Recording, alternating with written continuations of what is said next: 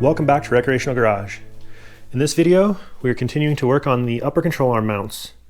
I got some new tubing next size up, so it'll hopefully fit these a little bit better, give us a little bit more meat to weld to. I'm going to start out by trying to get those fitted, and then tack weld these two inner plates to that tubing once it's all centered up and everything.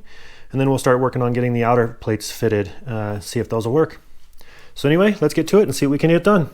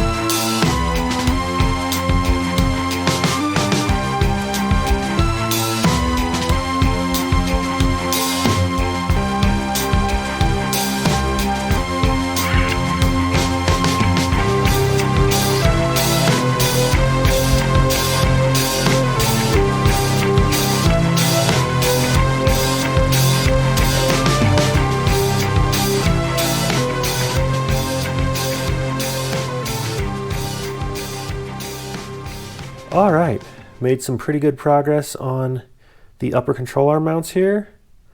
Got the inner plates tack welded to our top bar.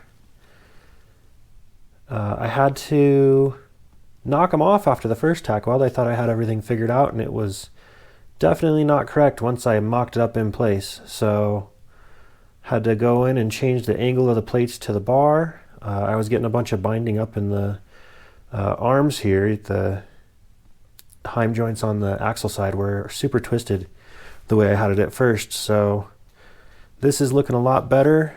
This should actually make it quite a bit easier to keep making progress on this now. Once I have like this main part figured out, everything else is just building off of it. So pretty good progress. Lots of just figuring out in the last couple of videos, so it's good to see it moving forward. Anyway, thanks for watching, and we'll see you next time.